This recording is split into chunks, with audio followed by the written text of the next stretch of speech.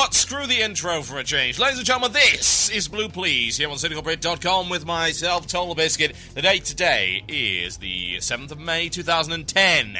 It is 8 p.m. British Standard Time. It is 9 p.m. Central European Summertime. It is indeed, one would imagine, 3 p.m. Eastern Standard. I'm just throwing the intro out. There you go. Thrown out for this particular episode. Can't be bothered with it. What's the point in wasting the time? Well, that's a good question, because what the hell am I going to talk about today? Perhaps I should play the intro, let's see, how many would that fit? Normally a 90-minute show, only about 85 times. There we go, just do that on loop, and that will most likely provide more content than I'm going to be able to put out today. You know how bored I'm getting with the game, folks, and I was so excited to see the alpha kicking off, and what happened? What happened, but what do we get? A bunch of frickin' screenshots and some basic information about professions, which reveals absolutely nothing new. Whoop-a-dee-doo-dah frickin' day, ladies and gentlemen. Why bother? I mean, don't get me wrong, I understand why MMO Champion would basically release very little other than screenshots. I mean, for one thing, you might not be able to release anything else. And maybe the stuff's not in there, maybe it's not complete yet. But I'm sorry, screenshots are the least enthusing thing to me. There is nothing, absolutely nothing in there that excites me in any respect. I look at anything. Let me just pick a random screenshot right here. You know, screw the rest of the show. Let me just pick a random screenshot. I'm just going to close my eyes, I'm going to scroll around randomly on MMO Champion and click. There we go. Let's load up the screenshot. Oh, it's terrain. Woo! Terrain! Dark Whisper Gorge. Okay, Dark Whisper Gorge is now slightly different and has banners and towers and stuff. Big deal. Massive, huge, colossal care face by that. I don't care about the terrain changes. It might sound bizarre, considering that this is Cataclysm we're talking about right here, which is big on the terrain changes, but you know what I want to hear about? I want to hear about how good the content's going to be. I want to hear about the raid content. I want to hear what they're going to be doing to vary up the questing, the leveling. What about these mastery things? What about the Path to the Titans? What about the guild leveling? How's all that going to mesh together? How's that going to happen? But what do we get? A bunch of pretty pictures. Whoop-a-dee-doo! Oh, celebrate! Dance on the rooftops! It's a bunch of pretty bloody pictures. Oh. What have I got coming in for you in the show today? Nothing. Literally. I got nothing. This is all we get. A bunch of pretty pictures. How am I even supposed to speculate on this? And what am I going to say? Okay, cool, there is a zone here. There might now be lava in places where there was not otherwise lava. Aren't the water effects lovely? Well, yes, they are, but it's not worthy of discussion, is it? At all. Which of these screenshots has anything remotely game-changing in it? At all. None of them. None whatsoever. Yes, the sky wall is very, very nice. Oh, look, there are pictures of instances. Okay, but there are no boss images there at all. That looks like a pyramid from Stargate. Go figure. Just rooms of stuff with nothing in them. Empty. Empty nonsense. So, who cares? At the end of the day. There is nothing of substance to be taken from any of that information. It is useless. Utterly, completely, totally, bloody useless. Which is why I'm not going to discuss it, because hey, what the hell is the point? Well, ladies and gents, I have not played WoW in the past week. I have migrated now to Anchorage with the remnants of my guild. Many of them have quit because they are so bored of World of Warcraft. We should have enough to keep raiding. We'll hopefully be restarting that on Saturday. If there are any errant guildies who have somehow wandered off, got lost in the meantime, get over to Anchorage. Get yourself sorted out, we can get raiding again, but the question is, does anybody want to? Not really. I talk to every one of my guildies and ask them, you seem a little down. And they answer, yeah. And I ask again, why? Why are you down, Mr. Guildie? What's your problem? And the answer is always the same. I'm bored stiff. Now, I suppose it's irresponsible for me to complain about that kind of thing. Because, hey, all that does is depress the rest of you. I'm sorry. I tell it how it is, and I am unerringly honest about my opinion. And some people really hate that. I'm fine with them hating it, ladies and gentlemen. I'm absolutely fine with it. Not a problem. But how am I supposed to get enthused about something when there's just nothing to enjoy? Wrath is an unmitigated, complete and total disaster area. It's as simple as that. Makes the pain go away. So, I'll do the show today, and I will be taking your topics and your questions. So send them in via Twitter, that's TotalBiscuit on Twitter. Send them in via IRC, irc.quakenet.org, #CynicalBrit. You can also send them in via the use of the mystical chat room. Click chat at the bottom of the screen on cynicalbrit.com, or email me, themurloc@cynicalbrit.com. Any of those. I'll take questions, I'll do topics that you want me to do, as much as possible. I can't guarantee the length of the show. A lot of people have been asking whether or not the show will go on hiatus. I'm not going to say no. But I'm not going to say yes either. Over the next couple of weeks, we should get a whole bunch of really good information. Hopefully exciting stuff. Other than screenshots. Something tangible. Something I can get my teeth into.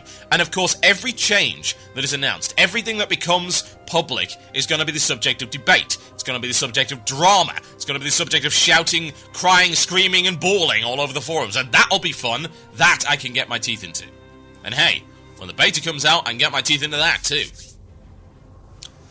However, for the meantime, we're stuck with what we've got here, which, as I said before, is so very, very little. Nothing worthwhile. Nothing to discuss.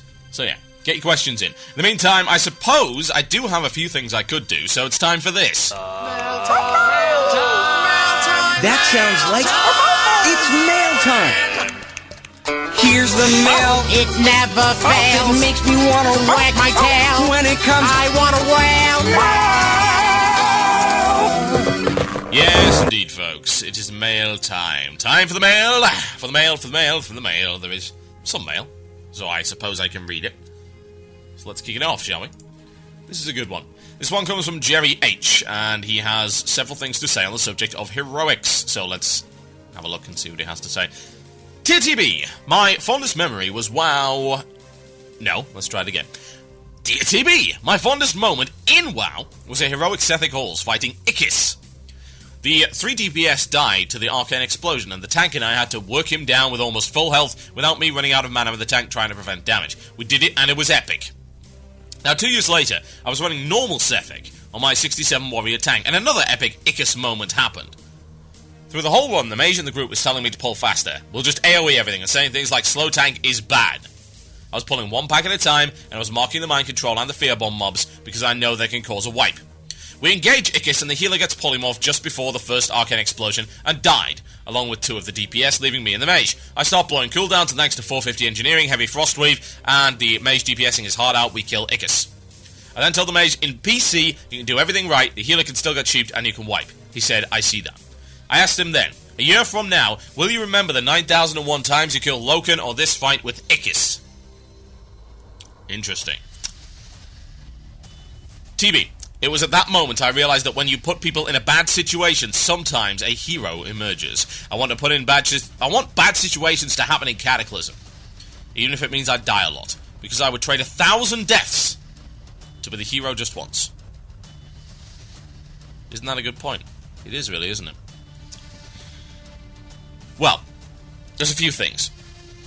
Firstly, I don't necessarily approve of 2 guys just DPSing for 10 minutes to kill a boss. I know it's a bit epic, but I'm sorry, you've also got the rest of the group to consider. But that's a minor technicality. I understand where you're coming from and why this is a good thing to you. So, Ikis, yes, can cause random wipes. Are random wipes a good thing? Not necessarily. However, do you need gimmick mechanics to cause wipes? No.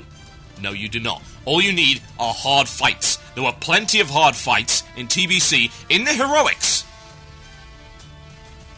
that were good. They were fine. They were fun, and they were difficult. And did they have gimmick mechanics? Were they Blackheart the Inciter battles? No, they weren't. Not necessarily. Yes, cool, Blackheart the Inciter is neat. Yeah, we get the idea. We loved Blackheart the Inciter. It was a good gimmick fight. It is not the solution. The solution is to make hard, properly tuned content. That's how you fix everything. And what, of course, you then have to do is, if you want to keep people playing 5-mans, then you have to get yourself into a situation where you think, perhaps we need to up the difficulty as things goes along and not reduce it. Because if we reduce it, then it becomes a AoE grindfest just like Wrath of the Lich King. And that sucks. It is. It's bloody awful. Nobody wants that nonsense. But yeah, I understand what you mean. The epic moments. The challenging moments. They're important. No doubt about it.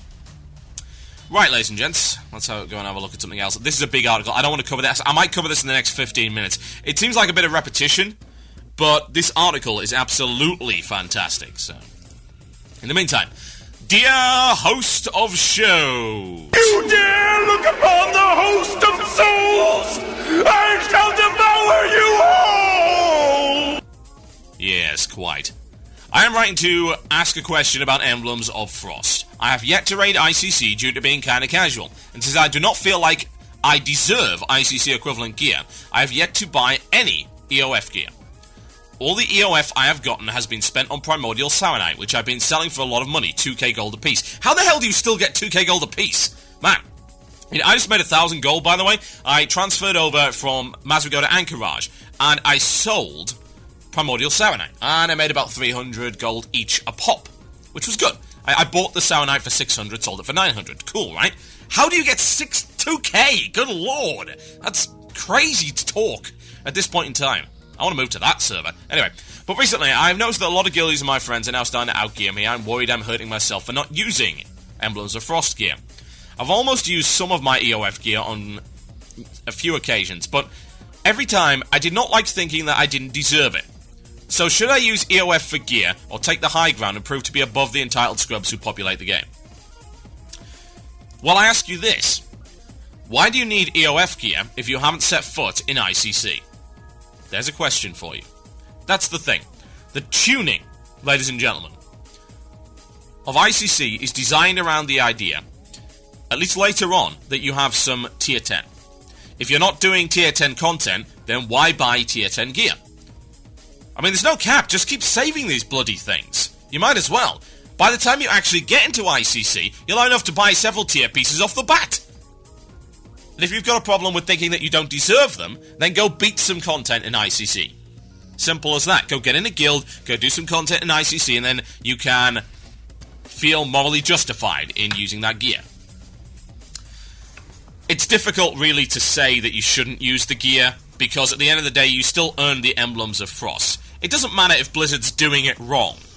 Blizzard says you have deserved to acquire that gear. So, stopping yourself from taking it might seem admirable, but it does seem like a little bit of false morality. And don't get me wrong, it's kind of cool that you are doing that, no doubt about it. It does take some self-control, certainly, and it does take a certain level of standards. And to hold yourself to them all this time, when free gear is being dangled in front of your face, that's pretty impressive. But, again, one has to ask, what point are you trying to prove? And to who? If it's just to yourself, okay, fine, go for it, why not? Proving points to yourself, nothing wrong with that at all. Nothing. If you're proving it to other people, then do you really think they're going to respect you for it? I mean, this is the WoW player base we're talking about here. The WoW player base can't even respect the top guilds in the world without so desperately trying to tear them down. It sucks, but it's true. Getting respect in WoW is incredibly hard. It really is. And to be honest, it ain't worth it. You're getting respect from people that... Why would you care about them? For what reason? Do you give a damn about the opinion of these people? So yeah, it really is up to you. I couldn't advise you either way. Feel free to stack it up. Feel free to hold on if you so choose. But it's not really benefiting anyone, is it? My name is TotalBiscuit. You are listening to Blue Please, or indeed Open Please, today on CynicalBrit.com, taking your questions and topics via email, chat, and Twitter. So go make that happen. In the meantime, I would like to play you some more Dark Tranquility, because I like it. Dream Oblivion coming up right now Enjoy.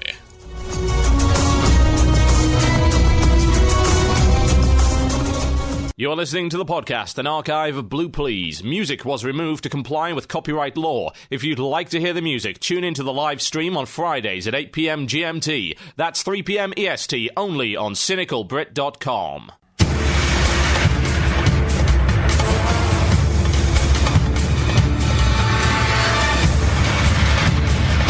You're listening to Blue Please here on cynicalbrit.com with myself, TotalBiscuit. This is a bit of an open show, ladies and gents. As I've confessed previously, I literally have nothing to say. So, I'm asking you guys to tell me what to say. Sounds like a good idea. Right, okay. Got a bunch of micro topics here. I'm going to do those. There is an article I want to discuss later on. It's a little bit of a rehash from last week. But hey, if you don't like it, you can tune out, I guess. It's not really a big deal. But it really encapsulates, in a nutshell, indeed from the guild leader of a top 3 hardcore 10-man guild in the world, that the whining of the 25 10-man change really has gone way too far. It's good stuff. Okay. Micro topics. So I'm going to be basically reading your email all the time. If you don't like it, hey, you can tune out. There's plenty of other things you can go check out. I don't really make any apologies for this, honestly. It's difficult to maintain enthusiasm for a game that you're barely even playing anymore because the content has got so damn stale. And there's only so angry that you can really be about that. At the end of the day, it's a video game. And it's difficult to get enthused to the point where you're mad at it. I'm most mad at the game when I'm most enjoying it. That's the funny thing about it.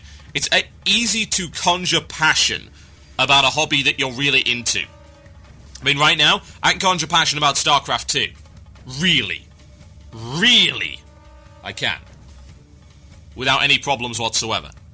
It's the reason I'm doing 3 broadcasted StarCraft 2 shows a week. It's very easy to conjure passion for that. It's very easy to enjoy that. And for God's sake, I was on air for 4 hours last night. Barely even tired. I mean, good lord. Yeah, asked me to talk for an hour and a half about World of Warcraft, and I have nothing to say. Speaks volumes, really, and yet nothing at all. Okay, let's get on with it. Let's read some emails, shall we? And again, you can tweet some topics or send me via the chat. This is from X. Apparently just X. Talvanar Rogue Fakes. There we go. And he says this. Hey, TB, for about a year and a half, I played WoW, and then about half a year ago, I cancelled my subscription to WoW, since I started a new school and stuff like that. Also because I was kind of bored. However, I'm planning on returning at some point. In the meantime, I found an alternative called Runes of Magic. It's a great free casual MMO with no sub I can play whenever I want. My question is, when do you think you should quit the game for a while, and when do you think it's a good time to come back? Do you think you should wait, for example, a whole patch length, or should you just get back on the wagon whenever new content is released? What are your thoughts? Thanks for your time. Okay. Right. I can give you a fairly simple answer to that, honestly. The answer is quite simply this. You should quit whenever you've stopped having enough fun to justify a subscription fee. If you continue to spend money on a game that you are not enjoying, then you are a sucker. It's as simple as that. If you're not having any fun, then you are, again, a sucker. That's the time you should quit. As to when you should come back to the game, you should come back to the game specifically this. When you feel there is sufficient content to justify you coming back for at least 1 month. At least. Because otherwise, if there's only enough content for you to come back for, say, 2 weeks, you then you leave, then you've wasted half your month's subscription fee. It's a waste of time. It's all about value for money, really. And it's also, more importantly perhaps, about... It's gone out of my head. It's crazy. What is it about? I must be losing my mind. That's it. I remember.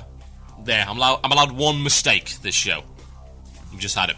It's about voting with your feet when it comes to how you spend your money and what you expect from Blizzard for your money. If you continue to pay money for a game that you're not playing, then what you show to Blizzard is what people showed to Blizzard when TRH came out, and when hundreds of thousands of people threw millions of dollars at Blizzard for the sole purpose of getting a reskinned horse mount. What you tell them is, you're stupid. You are dumb. Really, you are. What you tell Blizzard is that you will tolerate any amount of nonsense from them, and that they are free to do so, and continue to do so. That's what you tell them. That's a bad message to send to any company. It is vitally important to keep any company accountable for its product and its service. Especially in the case of Blizzard, because it's providing both.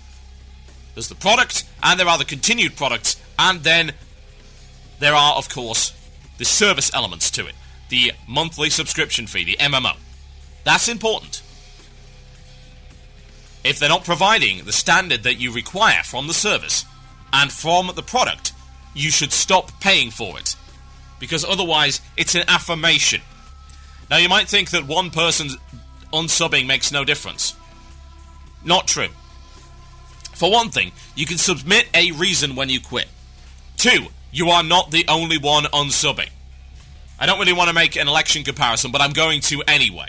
Those cowards, those wimps, that thought their vote was so important that they couldn't waste it on anything other than the 2 main parties this year. Those cowards that got cold feet at the polling booth. Spineless. That decided to vote for the lesser of 2 evils, as opposed to vote for the party they actually believed in. Those cowards in the UK, that is what you are like if you don't vote with your feet. And more importantly, if enough people actually voted with their feet and voted with their heart, and this applies to anything, services, products, or indeed an entire general election to determine the fate of your country. If you do not vote honestly with your feet, then nothing will get done. It's amusing, really. Voting with your feet is both the least important and most important thing you can do. You are right when you say that your vote is irrelevant. It does not matter. You are right. However, you are also incredibly wrong. It's a nasty catch-22, isn't it? It really is. People are unwilling to vote with their feet because they think their vote matters too much to, quote, waste. However, you then have people not voting correctly. And this applies to, again, anything, elections, products, whatever. They don't vote with their feet properly, and as such, the message never gets across. Nothing happens. So your vote in anything in life is both the least important and the most important. Anyway, that's how I apply it to WoW, at any rate. There's your politics dose for the day. Okay, let's go on, shall we? Here's a micro topic. It comes from Warlord Gnarm of Valeria US Horde. He says this. Some of the talent trees for various classes have changed. May want to check out some of the new talents and the ramifications in PvE or PvP. Probably not your cup of tea, but it's better than nothing. It's of classes that I don't play, so I'm not looking at them. I don't know anything about these classes. Why bother even pretending that I do? Next topic. This one comes from Demargus of EU Frostmourne, and he says this. Hey TB, you often express that you feel there is a vocal minority of entitled whiners who are to blame, for a large part at least, for the disagreeable changes made to the game in Wrath of the Lich King. I would like to hear what you think the reason is that this minority became vocal, because I can't remember whining with such frequency and persistence in most of TBC. And it's not like there were no scrubs, casuals, or non-raiders in TBC. The difference was that they knew their place, I guess. There wasn't as much complaining because it was understood that raiding meant working for it and that you needed to know what you were doing. People not willing to invest the time and effort to go raiding where the content had the... God, I hate people that don't write properly! I understand you're from a foreign country, but really, transposing this nonsense on the fly is kind of tricky. People not willing to invest the time and effort to go raiding had to be content with heroic 5-mans, which luckily were challenging, and low-level raid content. And it was only at the end of TBC that the nerf bat and welfare epics got to the point where it seemed to be too much. Do you see this development simply as the outcome of WoW going from nerds-only to mainstream gaming?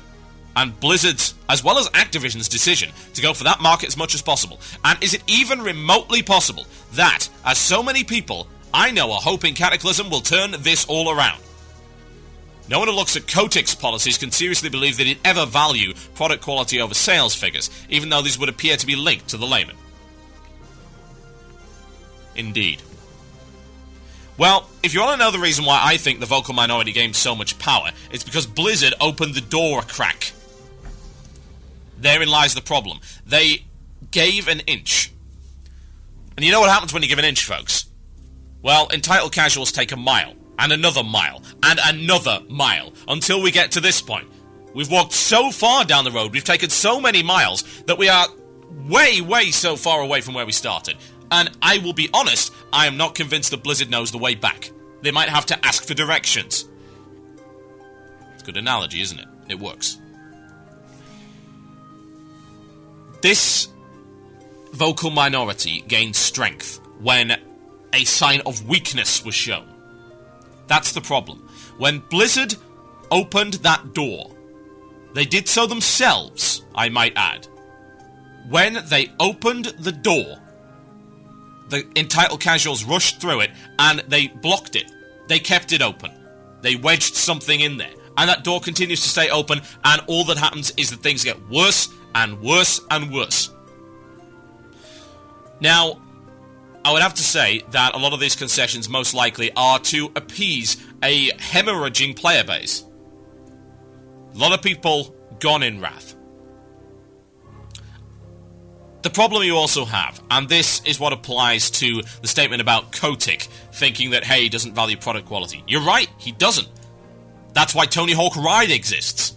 An abysmal waste of space. One of these horrible plastic peripheral games that ripped off so many people because it's such a terrible, terrible game. That's really, really bad. However, bear this in mind. This is a different animal, ladies and gentlemen. When you bring in scrubs into your game, you bring in players that are not dedicated to anything. That's why they're scrubs. If they were dedicated to anything, they would be able to rise above the scrubbiness.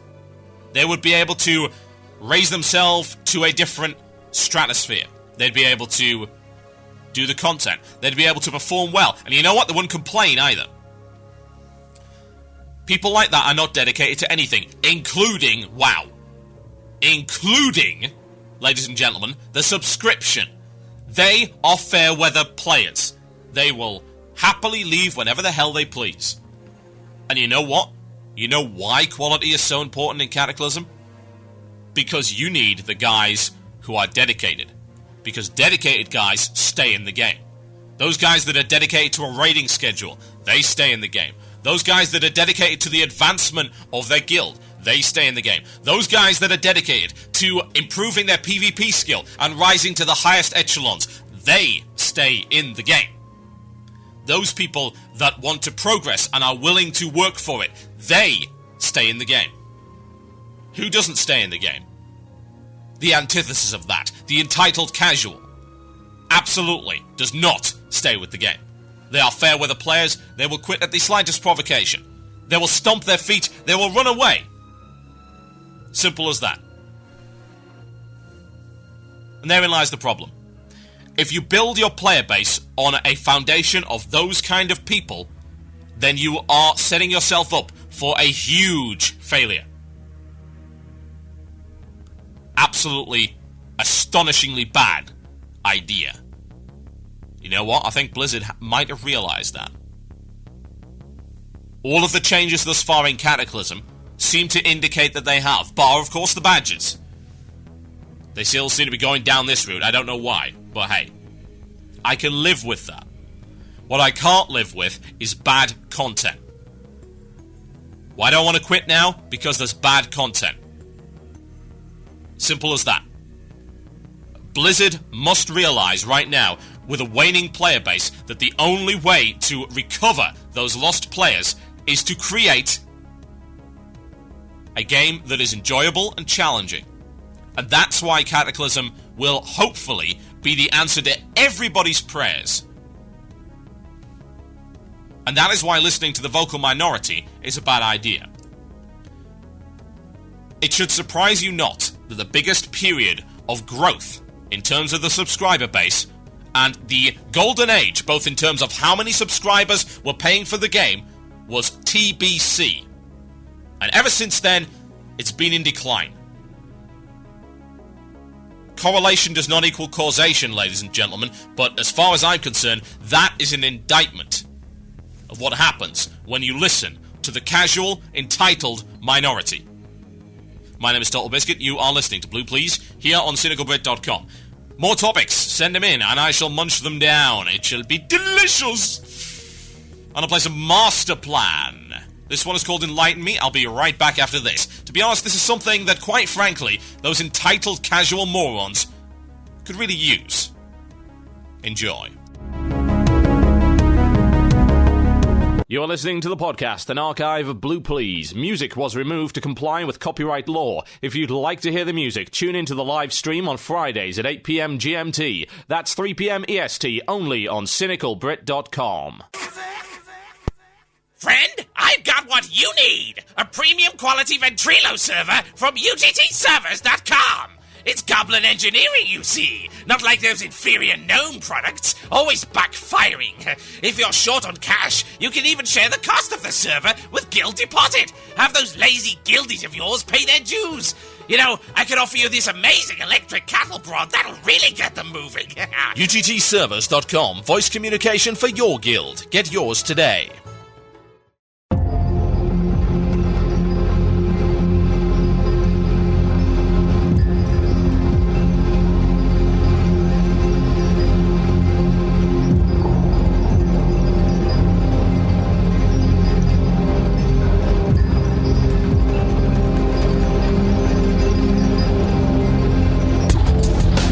Yes, indeed, folks, listen to Blue Please on CynicalBrit.com with myself, TotalBiscuit.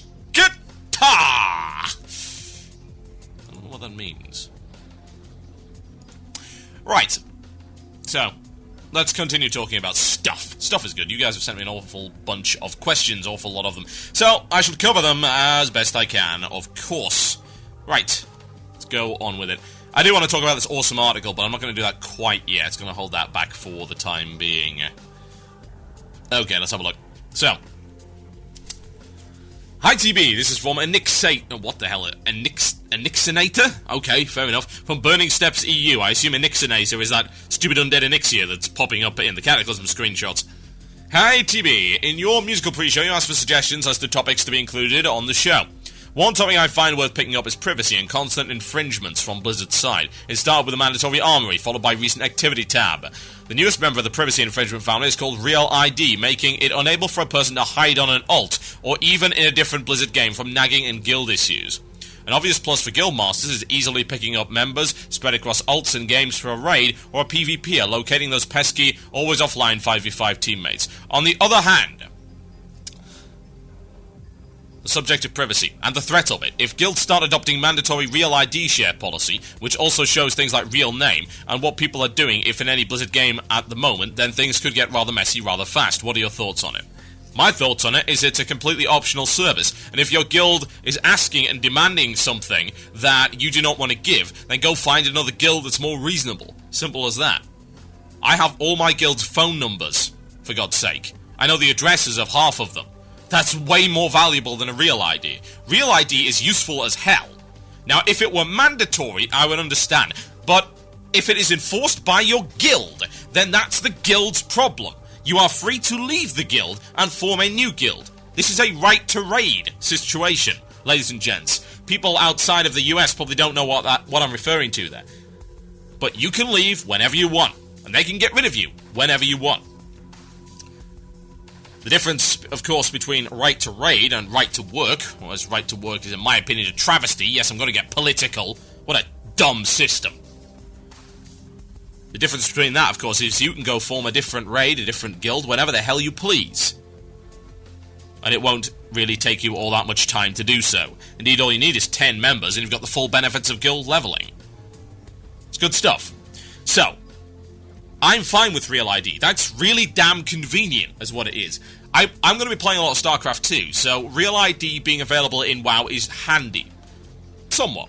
A lot of the people I communicate with already have me on Ventrilo anyway. Half the people I communicate on Ventrilo have been to my house, for God's sake. So, to me, privacy is not a massive deal per se. Back in the day when they first brought the Armory out, I was annoyed by it. But since then, I've said this time and again, you have to pick your battles. Simple as that. And the whole privacy thing with the Armory it's done. It's never ever going to go away. There's nothing you can do about it, and there's an awful lot more things that I would rather be focusing my energy and vitriol on than that. It's true. As regards to the whole privacy and the friend feed thing and the subscription, whatever, it doesn't provide any information that could be used to grief you. I think that's probably the most important thing about it. If it did, then I would have an issue. But thus far, it does not. So I'm not too worried about it. Right, let's move on to an additional topic, shall we? Please discuss the British election. No. I have discussed it as much as possible. As much as I would want to. And WoW Radio had a law against, quite literally a law that I put in place against politics on the air. This ain't WoW Radio. This is my house, quite literally. And I'm happy to take the fate of this show into my own hands. If I say something you don't like, you go tell me about it. The forums, email, Twitter, chat room, all available for you to do so. We have a very good forum community that is not remotely sycophantic, and I hate sycophancy. Bad stuff. So if you've got a problem with what I say, then by all means. However, I take the responsibility for everything I say on this show, and I will not retract any of it. And if that makes me lose listeners, so be it. It's about principles, ladies and gentlemen, over cash. Perhaps the most important thing of all. Right, shall we continue? I'm not going to talk about that, but I might talk about this. Since WoW is boring you right now, says Eric Hobo, talk about StarCraft. There are plenty of people in your exact position. No one cares about WoW right now, especially since all the hot topics have been beaten into the ground. How is the balance going so far? What's your favourite race and why? Ask the chat if they want to hear about it. Maybe you could fill a 15-minute slot with it. Here's the problem with me talking about StarCraft, is I'm not very good at it. you know, I run this series, and you know that I'm not very good at StarCraft 2. There are other people that discuss WoW way better than I do. Sorry, not WoW, what the hell am I talking about? There are some people, not all that many, that discuss WoW better than I do. But when it comes to StarCraft 2, there are a lot of people that discuss it better than I do. Loads of people. I mean, there's the occasional people like, say, the guys on Insidia, there's the guys on the Something Awful forums. I'm not going to say elitist jerks anymore, because right now that forum is a bloody wasteland. It's a freaking mess. Seems to be too much of a pseudo-intellectual circle jerk as opposed to any real discussions going on over there. The Something Awful WoW forums are actually, in my opinion, the best available at the moment. There's some great discussions there and some very knowledgeable people. There are bloggers who know as much, if not more, about the game than I do and can discuss various elements of it better, but other than that, that's probably about it. When it comes to StarCraft 2, I mean, so many people could discuss the game better than me. When it comes to balance, it's in a beta, for God's sake. There's going to be huge changes. There was just a huge change now with patch 11, whereby they brought in the ability for phoenixes to fire while moving. I mean, that's huge. They nerfed sentries, they nerfed colossi, they made changes to a number of different things. They buffed up... What did they buff up? They made it easier to build battle cruisers. A lot quicker. And they nerfed Thors, stuff like that. But again, I haven't played the patch yet. I had no opportunity to do so. I've been at work all day, for God's sake. It only came out last night.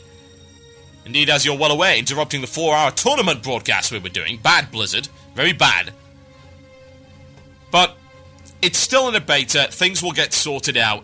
And I think more so than anything, the metagame of StarCraft 2 matters a little bit more. You're talking about a game that people still have not fully mastered, and will not fully master for a very long time. And yes, there are claims that people know RTS way better than they used to. And there are claims that people can see everything with StarCraft 2. They've already completely figured it out. And you know what? I beg to differ. The metagame is constantly evolving. It might not evolve as much as StarCraft 1, Brood War might be the epitome of RTS. It may never be beaten. But the metagame is certainly in a state of flux right now with StarCraft 2, and it is not worth bashing on balance issues when it's still in beta. Those balance issues exist on launch, and they affect competitive play, then hey, okay, feel free then. But at the moment, it's not worth bitching as much as providing constructive criticism as to how to fix the problems. That is your duty as a beta tester. Simple as that. Okay, we'll do one more of these, and then we shall go to the break, ladies and gentlemen. A thing to talk about. This one is from Karadros, from Shadowsong EU. The God's damn time sink, that is the insane title, feat of strength. Thousands upon thousands of pirate carcasses lie rotting in the sun of the southern Ratchet coastline, and I'm not even close to finishing. And then there's all the books to farm, which of course are unique. And the Dark Moon cards. Oh gods, the Dark Moon cards! I'm spending the next few hours slaying pirates for inconsequential goblins so they don't kill me on sight. Yes, I could fight back, but each dead greenskin is about half an hour's worth of grind. Half the problem is playing as a warrior with no instant range attack. Ho-hum. You're crazy. I mean, it's called the insane for a reason, because only people with unhinged mental faculties will actually go for that achievement. What the hell is the point? What a complete waste of time. Ludicrous. Let me have a look at my Steam list. You want to see how many games I got on my Steam list? I got loads of games on my Steam list. I can't show you right now, but I've got lots of games on my Steam list. I've got lots of games in my PS3 library. All of these I could be playing, and it would not involve grinding goblins, or grinding pirates, or grinding anything else for that matter. In World of Warcraft, if you're not entertained by WoW, why waste your time? Why sink it into something so worthless? You know what I said about voting with your feet? That's the antithesis of it. I suppose, yes, some people, they get value, they get pleasure from this kind of thing. But I can't figure these people out. As far as I'm concerned, they're crazy. Utterly nuts. I don't know why you would. I don't know why you would. Why not play something else? What is this obsession with playing WoW when you're down to the bottom of the barrel of the content? Why not play another game? Why not play another MMO? Go play DDO. Go play Runes of Magic. Go just STO something that doesn't involve you grinding pirates for hours and hours for an inconsequential achievement. Why? I can't figure people like that out. I suppose maybe back when I was 16, back in the mists of time, I might have cared about something so dumb. But right now, with limited time, when I'm busy, when I've got a full-time job, when I've got to deal with my family, when I've got to produce Shoutcraft videos and podcasts, make some extra money on the side, voice work, things like that, I cannot stomach the idea of wasting time on something so inconsequential. I mean, video games in general are inconsequential. I accept that wholeheartedly. I totally get that point of view because it's true. It's absolutely true. It's honest. It's reality. But if I'm going to play a game and I'm going to spend my time doing something leisurely, then surely I would do something with high quality content and good returns. Good returns on the investment of my time. Think about it. Why would you scrape the bottom of the barrel of a game? I mean, I suppose if you have no money, cool, but that's not an excuse. Go play League of Legends, that's free. Go play all of these other free MMOs, free games, stuff like that. Go play those. Just don't grind pirates for a freaking merit badge. For God's sake, you're not a damn Cub Scout anymore. Just do something good with your life. Please, for my sake. Please, for yours as well. If you want a list of games, I can recommend them. No problem at all. But really, killing 2,000 pirates for a merit badge is literally the worst use of your time you could ever possibly come up with. It gives the rest of us a bad name, I tell you that. Ugh. Bad stuff. My name is TotalBiscuit. You listen to Blue Please here on cynicalbread.com. I shall be right back after the break. Pirates.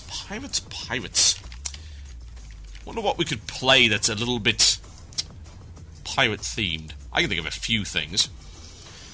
This song contains strong language. This is Captain Dan and the Scurvy Crew with the Flintlock Glock. Enjoy.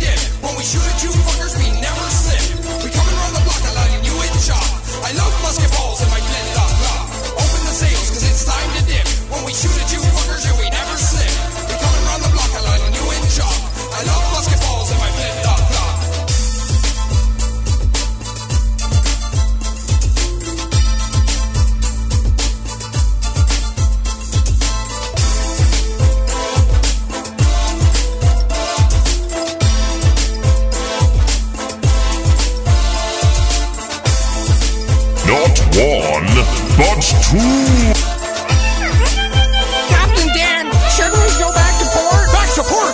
Who do you think is running this ship, you scurvy sea dog? Oh, we've been sailing for over 10,000 days. Come over here and I'll kill you on the spot. When you're on the high seas and your crew throws a fit to head for the shores, what you gonna do? When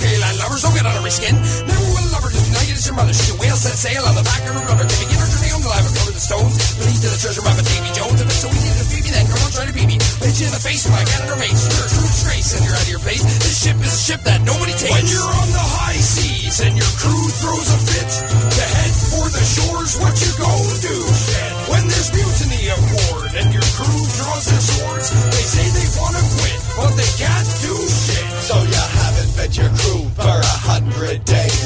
Kept them killing, even on the holidays. Sail your ship through the middle of a hurricane. So fewer men remain alive to complain if you catch the slightest whiff of mutiny in the air. Cause the crew is a starving or wants a fair share. You've got to show them who's boss before it's off for two. For them to stab you, drown you, or leave you marooned. When you're on the high seas and your crew throws a fit to head for the shores, what you gonna do? Shit. When there's mutiny aboard and your crew draws their swords, they say they wanna quit, but they can't do shit. I'm a real pirate, y'all foe, y'all foe. I'm a real pirate, y'all foe, y'all foe. I'm gonna kill you with my shank or make you walk the plank or cut off your hand as a reprimand.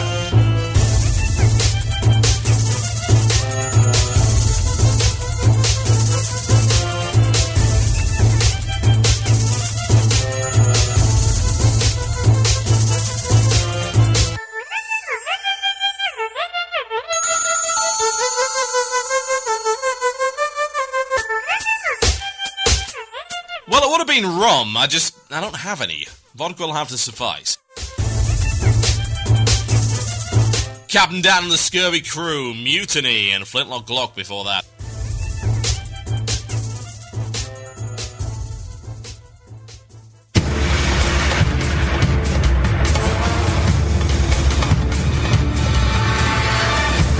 Yes, indeed, folks, listen to Blue Please, or Open Please today. I had no content, but the listeners have provided quite nicely indeed. Yes, it's good stuff. Right, let's see what else we've got. There is an article I do want to cover. Hell, let's have a look at it right now. I'm going to send you all there. This is some good stuff, ladies and gents. I'm going to post this in the show notes for those listening on the archive. If you're listening via iTunes, the show notes are over at cynicalbrit.com. Go check that out. I'm going to post it in the chat room, both chat rooms, in fact. This is an awesome piece of writing here by one of the leaders of a top 3 in the world hardcore 10-man guild. Yes, they do exist. This is a great article. It does contain strong language. I am totally fine with that, considering. So, let's have a look at what he has to say. Now, this is by Kuldam, and he's of the guild Vox Immortalis. They're a 10-man horde guild. Strictly 10-man. That means no 25-man content or any nonsense along those lines. And they're on Hyjal US. And I want to give some props to these guys, and particularly to the author of this article, because he gets it. He's got the perspective to provide a very, very good point of view on this particular topic. Now, a lot of this is covered by last week's show, but there are a couple of points that I would like to address. Again, this is a rather profanity-littered article, but certainly worth a read nonetheless, so go leave him a comment, say hello from Blue, please. Now, funnily enough, he's very, very nicely managing to take apart Lord Beef, who is one of the guys over at Elitist Jerk, so I must say I have very little respect for at the moment, or indeed anyone over at EJ right now. Used to be such a great community, and then it became a bunch of Elitist Jerks, funnily enough, way more so than usual, and it became worthless, and therein lies the problem with it. I have no problem saying that. Okay, so, bunch of quotes here, bunch of really good stuff. So, he talks about a few things specifically, the logistics of forming a 25-man guild. He's got a 3-point thing here of how people are trying to draw the line down between 10 and 25-man guilds and say that 25-man is somehow harder. And funnily enough, he's able to derail things that I didn't even think of. So, first things first. He talks specifically about logistics. 3 points being made over at people at Elitist Jerks as to why this is a terrible idea. And these are the 3 points that are being made. 1. Logistics of forming a 25-man raid or guild. Now, they claim that forming a 25-man raiding guild is harder than a 10-man guild, and that should be taken into account. However, this guy has an alternative idea, an alternative thesis on this particular point. So, this is what he has to say, ladies and gents. Yes, 25 people is more than 10, but as many 10-man guilds can attest, the reality is the pool of potential players that are looking for a 25-man guild far outweigh those looking for a 10-man. Moreover, due to the stigma and equipment benefits of doing 25-man raiding, high-quality players tend to lean towards 25-man guilds when deciding which format to choose. Therefore, and this is his quote, I emphatically disagree that logistical forming of a 25-man is inherently more difficult than a 10-man. At the least, we could contend they each have their own difficulties and call it even. It's a very good point, isn't it? And funnily enough, I faced this very thing. Now, when it comes to forming a guild, I've got a little bit of an advantage over a lot of people. I've got this show. This show goes out to an awful lot of people. Let me put it that way. And as a result, I have access to a larger player pool that is more inclined to complain with me than a normal person would. Not to blow my own trumpet or anything, by any stretch. I'm just saying, if you have a platform, it makes it so much easier to get something like this going. But even then, I noticed that certainly recruiting from a realm in question is really hard if you're not a 25-man guild. Because he's right. Good players gravitate towards the source of the greatest rewards. And I did so for a long time.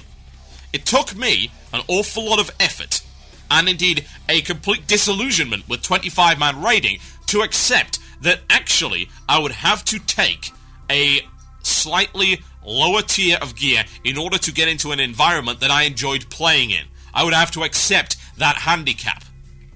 And I did so. But a lot of people aren't willing to. And should they be? Not really. This is the funny thing. This is the thing that the whiners who claim the 25-man is going to die, ZOMG, do not take into account. There are, in fact, 3 kinds of raiders, not 2. There are 25-man raiders, there are 10-man raiders, and then there are the 3rd kind of raiders. And those raiders are the guys that choose which path of progression will get them the best rewards. Those are your 3 kinds of raiders. And the 3rd kind of raiders, as far as I'm concerned, is the most prevalent. I am willing to put money on it. Can I prove it? Hell no. No way. There's no statistics that would prove that one way or the other. It's simply an assertion. But think about the psychology of it. Do you really think that if a line were drawn in the sand, every raider would know straight away which side they wished to stand on? I don't believe that. At all. I think you get a lot of people wondering, I don't know. I raid 25-man now because it gives me the best gear, and it gives me the most gear. But I wouldn't say that I'm a 25-man raider, and certainly not a 25-man purist. And that's the issue, really, isn't it? So yeah, you may see 10-man take a substantial hit. A substantial hit in terms of how many people do it. But when you 25-man raiders harping on about your exclusive club, like, oh, well, you know, the minority of people do this, blah, blah, blah, well, the minority of people have beaten this content, and we're in the 25-man guilds, and blah, blah, blah, we're exclusive. Okay, so surely you're going to be more exclusive if everyone migrates over to 10, right? But of course, that wasn't why you did it, was it? The people complaining are not 25-man raiders. They're not 10-man raiders either. They are fair weather. They pick the path of least resistance to the most loot. Now, I can't blame them for that. At all. That's perfectly reasonable. What is not reasonable is the behavior those people are then exhibiting by whining about things. Okay, you formed a guild and were able to take this path to gain extra loot and do all this good stuff. And yet, do you not have a preference? Because if you liked 25-man raiding, you wouldn't be complaining to begin with. Like I said on the last show, you are a closet 10-man raider. You are a tenophobe. You desperately want a 10-man raid, but the loot is dangling there on your 25-man. And the E-peen is dangling. Yes, indeed. It's waving in front of your face. And we can't sacrifice that now, can we? So important. You should be relieved that this barrier is being removed. Now let's move on to his next point. Again, great article. You should read this in full without me dissecting it and taking little pieces out. Management and raid and group composition. Now, he doesn't like these guys at all. He opens with, "This is a retarded argument to even attempt to make, and once again, your 25-man only blinders of ignorance are preventing useful information from reaching your brain." First, start with group composition. How many abilities and buffs are party only these days? Manatide and Tranquility? That's about it. Nearly everything is raid-wide. Group composition is largely ignored, especially since you set it once at the start of the raid and then basically ignore it for the rest of it, save swapping a person or two to get into a Manatide group in a given fight. Hell, you can't even swap in combat, which basically made group composition swaps a thing of the past for most raid leaders. Moreover, it's a fairly safe assumption that the last few remnants of party-only buffs will be going away in favour of raid-wide versions when Cataclysm hits anyway, so it's all a moot point. Raid management is more difficult only if your guild chooses to micromanage like Deuce Nozzle Raiders. If you are so concerned swapping particular people in and out for each individual boss fight, which I think is fairly uncommon these days for most raids, 25-man or otherwise, then A, you're either retarded because it won't help in the slightest compared to sticking with solid people every attempt, or B, you are Paragon. You are a Paragon-esque guild, top 0.5%, the best of the best of the best, and thus raid management issues are irrelevant anyway, because you'll be doing everything in your power to get an edge, which means getting loot faster from 25-man, so it's a no-brainer. It's good logic, isn't it? It's really good. Guild management issues. I don't believe that managing a 25-man guild in Cataclysm is going to be uber ridiculous. And even then, Blizzard are conceding and giving you more loot for doing it anyway, even though I don't believe you deserve it. Honestly. Been there, done that, got the t-shirt, ladies and gentlemen. Been on the bleeding edge of content, been away from the bleeding edge of content. Done the 40-mans, done the 25-mans, done the 10-mans. Played WoW since freaking launch. Seen it, done it, lived it. Don't call me biased. I'm just calling out the fact, and so is this guy, that whining and entitlement exists on every possible plane. Instead of the entitled casuals, we've got these so-called entitled hardcores that are so desperate. And the funny thing is this. The guys who are really desperate to maintain the status quo are those that aren't actually the achievers. They're not the real achievers. They're not the guys who are doing really well. Do you see Paragon crying their eyes out about this change? No. Do you see any of the top guilds crying their eyes out about this change? No, you don't. Because they can achieve something real. It doesn't matter. They don't need that false E-peen of theirs. They don't require it. They don't need it to keep their fragile egos intact. You know what the worst thing is? When the only achievement you have to your name that you can brag about and hold above the heads of everyone else is that I'm in a 25-man guild. None of your opinions matter because you rate 10s. If that's the best thing you've got, is it? Then, wow. I can see why you're so upset. Your fragile little bubble of delusions of grandeur and false reality has been shattered by common sense and equality. Boo-hoo! Please allow me to cry you a river. Next one. Encounter difficulty. This is the big one that everyone is harping out, says the guy in the article. Yes, indeed. The argument is simple. By the very nature of more moving parts and players, a 25-man encounter will always be more difficult than the 10-man version, in spite of Blizzard's best efforts. I've seen so many ridiculous quotes to this topic. I want to read this out because it beggars belief that a community that used to be so well moderated could allow somebody to post something so utterly dumb. It's from Zai. Let's say you had to put your life on the line in a test. Choice 1, 10 people press a button. If they do it correctly, you live, otherwise you die. Choice 2, same task, 25 people. Which would you choose? You might be a reasonable raider, but your analogies are awful. Now, the article goes on to say, obviously the point trying to be made here is that in reality 25 is a larger number than 10, thus making 25 people do the same action properly at the same time is inherently more difficult than making 10 do it. Fantastic point, you've proved that in a glass bubble, made up, useless real-world example, so says this article, a number 2.5 times larger than another number is, well, larger. Genius! Wonder! To most people with a functioning cerebellum, it goes on to say, this illustration would need to be altered to fit a real-world scenario and a real-world example. Something we might see from Blizzard within the smaller group. 2 people must hit the button, and in the larger group, 5 people must hit the button. Thus, in both cases, the group must select 20% of its raid members who are best at button pressing to perform the task. Or a step further, as is often the case, the numbers are identical, not percentages, so in a smaller group, 2 people must hit the button, and likewise, in the larger group, only 2 people, again, must hit the button. Think of examples like tanking, kiting, miscellaneous roles during many boss encounters. In either case, the point is Blizzard will decide which factors of the fight make it challenging and scale those appropriately. Obviously, there was almost never a situation where the entire raid must perform the same action at the same time at present.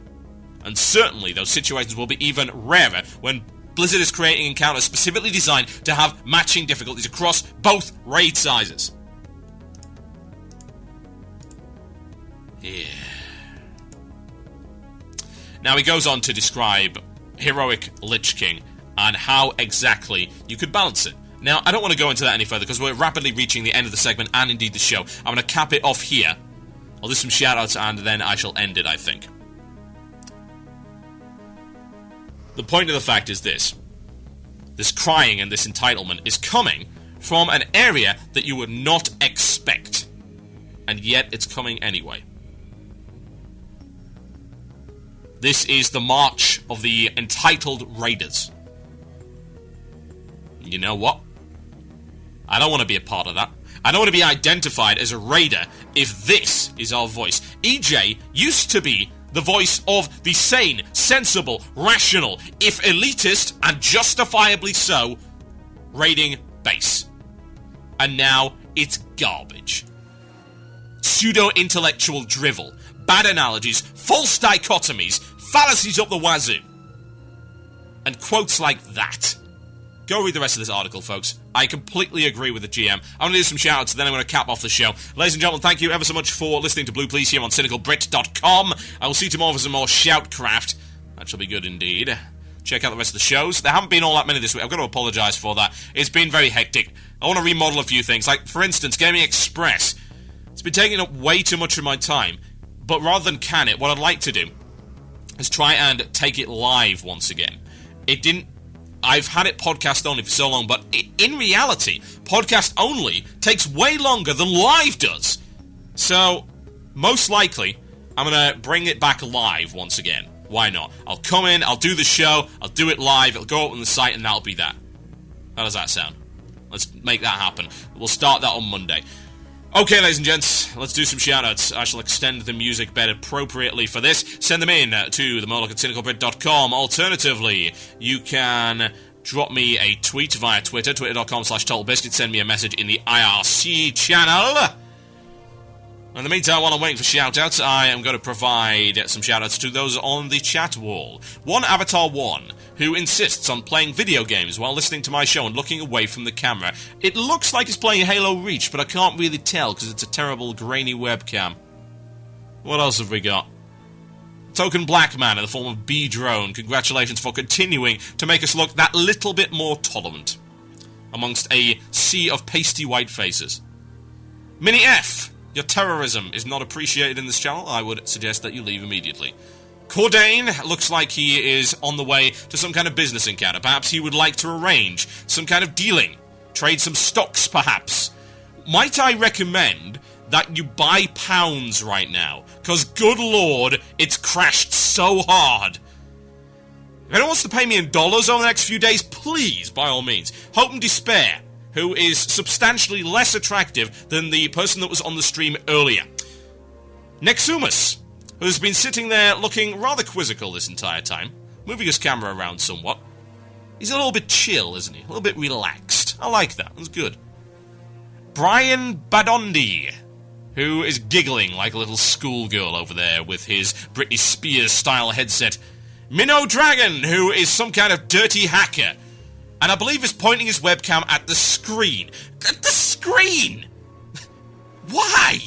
Why would you do that, of all things? Yes, thank you for the low-resolution, terrible hacking. From the looks of it, he's trying to get in. He's got his model swap thing going on. Oh, it's not good at all.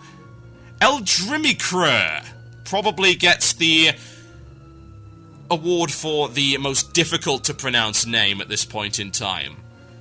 Scrab, welcome to the stream, who I am actually rather surprised and impressed by the chat room have not gone on some kind of lecherous rampage with the presence of a relatively attractive female. Indeed, we have not one but two! Yes, indeed. Not one, but two Jawmanga worms. Not Jawmanga worms per se. Yes, females. I tell you, I've got a black guy and I've got two females on my chat room. Anyone who says that this show is for pasty white guys aged 18 to 35 is wrong. And there's the proof. And Vlad the Metal, who perhaps makes up the third female on the oh no, actually, that's a man, isn't it? Oh well, easy mistake to make. Right, shout-out time, ladies and gentlemen. Let's get it on! Send it over to the IRC channel, or whatever the hell you want. Can I get a shout-out for entertaining the IRC with some more interesting pictures from Cataclysm? No, you may not. Screenshots suck, Nymph. I'm sorry. That has to be said. Let's see what else we've got. Email bag is filling up with many, many, many things. Vlad the Druid hates me, doesn't he? I'm cool with that. Shout-out to the Hawks! His football team. Stefan Sergeson. What the hell? That's a crazy name. I like it nonetheless. Stefan Sergeson, also known as Fakes, the ex-rogue from Talvanar EU. Shout out to the football team, or should I say American football team, since I'm in Europe. The Hawks, and for winning the first 3 games of the season against all odds. End games, here we come.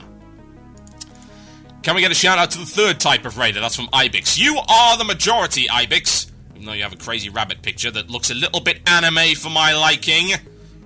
I'll not accept that behaviour in this place. Shout out to the Warden for taking my place on cam for the first half of the show. That is from Hope and Despair. Warden. Interesting. It's a very odd term to call it, I must say. Well, there you go. What else have we got? Messages in the tiny chat. Many messages left side and inside. Shout out to the Cynical Fleet from Stukov961. A shout out to Cool Down for being a voice of reason in the world of tards. Yes, indeed. I would like to give that one personally, in fact. That's from Ayomo. A shout out to the Guild Knights of the Round on Old Man US. That's from Sean Casser. Hey, TV, what do you think of the change being made where 10 and 25 are sharing the same weekly cooldown? You just heard it! Lil Rex. Yes, indeed. When is the beta giveaway thing over? What? I have no idea. I suppose I can give you a few beta keys, shouldn't I? Who in the chat room needs a StarCraft 2 beta key? Is there anyone on the video wall that needs one? Anyone in the chat room? Let me know. Send me a message if you need a StarCraft 2 beta key. I'll see what I can do. I'll do a little bit of random drawing. I do have a few lying around. A shout out to Angelo from Onin. And also a shout out for getting Battlefield Bad Company 2 from Nymph. Yeah, I suppose you can have it. You bought a good game. Congratulations. That should be its own reward. A shout out to Jeddah and my Guild, whatever you want to call it, Void Zone. That's from, I'm sorry, what is that? That's even worse than the last name. What's that? Okay, fair enough. From Bronze Dragonfly EU. That's what you get for having a stupid name. Dear Lord. Ladies and gentlemen, my name has been TotalBiscuit. And you've been listening to Blue Please. And one last shout out to some kind of mini-human being. It's small, and perhaps a little bit disproportionate. It appears to be wearing red, and funnily enough, it is standing on Hope and Despair. Is it some kind of parasite? Some kind of infestation? Some kind of snow kobold? Who knows? I'm out of here, folks. Thank you for listening. As always, you have been a fantastic audience. So, I suppose we should end the show on something fun, shall we? I haven't played this one in a while. I think you guys have been missing it. What do you reckon? Good night. You have been listening to the podcast and archive of Blue Please, WoW's #1 shock jock show, only on cynicalbrit.com. We'd love to hear from you, so feel free to leave a comment